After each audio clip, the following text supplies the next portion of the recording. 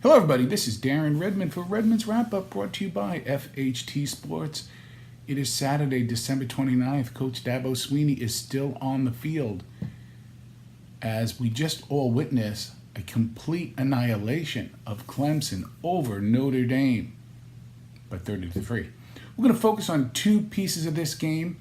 You'll hear other people talk about other things about it. I want to focus on two things I thought were primary. If you were following me on FHT's Twitter feed or on Facebook, some of our other social media sites, you saw some of the analysis we were doing as the game was progressing.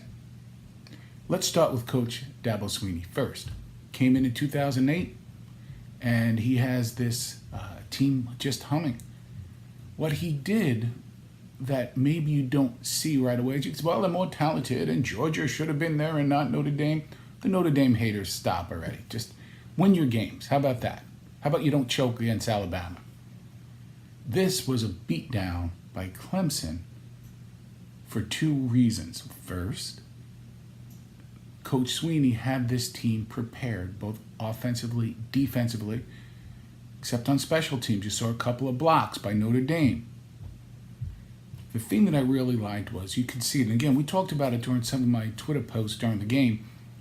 You saw them taking advantage of open spaces and then setting up other things. That right flat was open all game to the misdirection. Play action misdirection, roll out to the right was always open.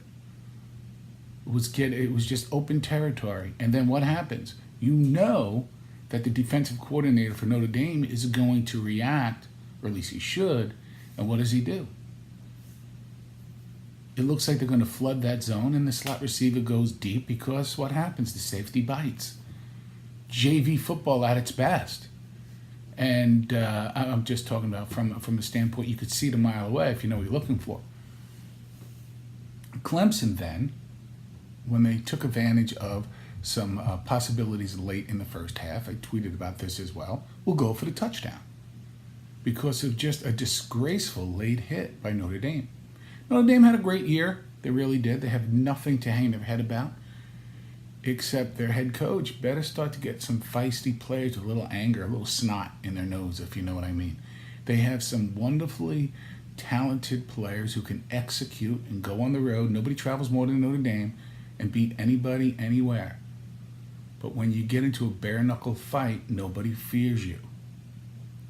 Let's get into Ian Book right now. What happened with Ian Book? If you watch this game, well, the defense played well, and you could just, first level see that they only gave up 3 points, and at the end of the day, that's what matters. But there were opportunities there. Ian Book just couldn't read the defense as quickly as he could because they camouflaged him. Again, give credit to the defense. But people were open. He just kept hitting them late. There were 2 or 3 seam routes in the first half, wide open, got to him late. A couple of drop passes in the flats, even early in the second half when you could have still tried to make it a game, he just couldn't deliver. He had some happy feet. Again, that's from the defensive rush or a perceived rush. But he just could not deliver the ball in time. He was consistently late. Now, a stout defense doesn't give you those windows.